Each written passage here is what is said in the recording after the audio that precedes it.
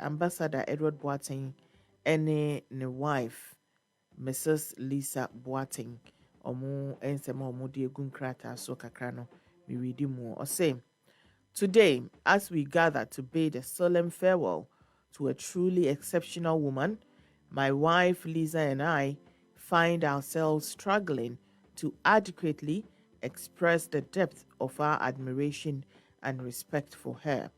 Her passing leaves a void in our heart, but her legacy of compassion, service, and selflessness lives on.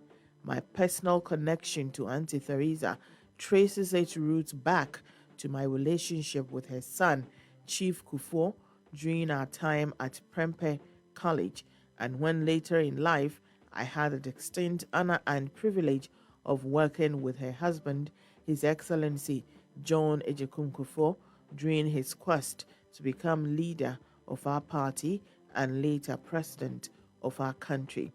That was the beginning of a bond that had lasted over the years. In 2008, I had the distinct privilege of accompanying her on a personal trip to South Africa, an experience that etched her indelibly in my heart. As we interacted during our journey, I witnessed firsthand her depth of knowledge, particularly on matters of health. I marveled at the wealth of insight she readily shared.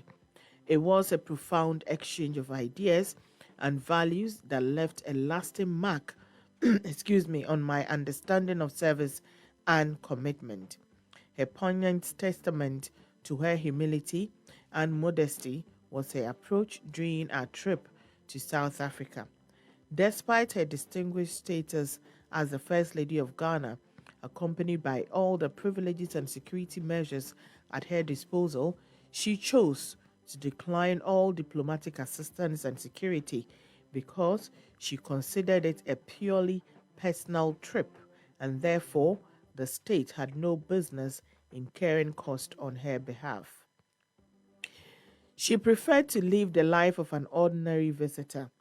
It was only upon the arrival of President Kufuor in South Africa that the Ghana High Commission in South Africa, the management of the hotel, and South African political authorities realized that the First Lady of Ghana had been present in their midst for about 2 weeks. The waiters and staff of the hotel, with whom she interacted freely and started picking some Zulu and Xhosa idioms. Someone who's a mabwadi as she was good with languages as I discerned, were dumbfounded when they realized the identity of their visitor. On another occasion, I was standing in front of my office at Global Media Alliance at West Airport with a friend from Nigeria. Whilst driving past in her car, she saw me. The car stopped. She had a brief chat with me and drove off. When I told my friend that that is our First Lady, he let out a huge exclamation and for years talked about this experience in Ghana. He was gobsmacked. The First Lady driving without any security or escort in a car with only her driver, this exemplified her modesty that endeared her not only to me but to many. And seven dear edoso papa nanso no mede besi ha. Enti no nitia wa mu ene se osem as we bid our final farewell, let's reflect on the wisdom of Proverbs 31. A woman of noble character who can find, she is worth far more than rubies. Her children arise and call her blessed, her husband also, and he praises her. Charm is deceitful and beauty is vain, but a woman who fears the Lord is to be praised. Give her the fruit of her hand, and let her works praise her in the gate. Ghana has lost a true gem, and her memory shall forever remain in our hearts. Rest in eternal peace, our dear Auntie Theresa. Your light will continue to guide our path. Nyame imfa wo kransie ye until we meet again. Ambassador Edward Boateng and Lisa. Yefi wano ma senya mekaya no, I will say a day a year Mama Theresa, a biographic akra eba. Yebesha Efi family and education. Now, Mrs.Theresa Kufuor was born on October 25, 1935 at Winchi in the Bono region, bearing the name Theresa Mensah. She was the youngest child of her parent and the sister of the late J.H. Mensah, a prominent politician and economist. Mrs. Kufuor's educational journey began at the Catholic convent Ola at Keta, Volta region. She later continued her studies in London, specializing as a registered general nurse in the Southern Hospital Group of Nursing in Edinburgh, Scotland.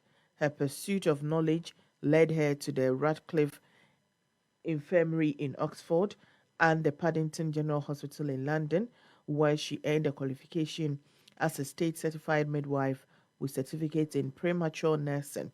After completing her studies, Mrs. Kufuor worked as a nurse and midwife in various hospitals in the United Kingdom and Ghana. At a young age, Theresa married her lifetime partner, President John Ejokum Kufuor, who was 23. Who was 23. They first met at a Republic Day anniversary dance in London in 1961, and the following year, in 1962, they tied the knot. The couple had 5 children: J. Adokufo, Nanama Jemfi, Sa Kufuor, Ejekum Kufuor, and Owusu Efriye Kufuor. She was also a grandmother of 8 and a devout Roman Catholic. Mrs. Kufuor was also one of the veteran choristers of the Christ the King Catholic Church in Accra. A humanitarian worker, Mrs. Kufuor's life was marked by a deep commitment to humanitarian causes and an unwavering devotion in improving the lives of those in need. During her tenure as First Lady, she championed several initiatives with strong emphasis on healthcare, women's empowerment, and education. She founded the Mother and Child Community Development Foundation, a non-governmental organization that operated in both Ghana and Canada, focusing on preventing mother-to-child transmission of diseases. Ebano a year honors and award so dear wajibi pa na Mrs. Kufuor received recognition and honors for her dedication and contributions to the welfare of humanity and the Catholic Church. In 2007, she was awarded a papal award, Dame of Saint Gregory the Great, by Pope Benedict the the 16th for her unwavering commitment to the welfare of underprivileged children and mothers. She also received several other awards and citations from various institutions, organizations, including the Ghana Registered Midwives Association, the Ghana AIDS Commission, the Ghana Journalists Association, and the Ghana Women of Excellence Awards. Mrs. Kufuor was a symbol of strength and grace, embodying the values of compassion and empathy. Her involvement in numerous charitable organizations and philanthropic endeavors demonstrated her unwavering commitment to making the world a better place to those in need. And Tisiano, Rebecca said, may her soul rest in peace. Yemane Yako and Yankopon Enfa Nekra Nsiye until we meet again.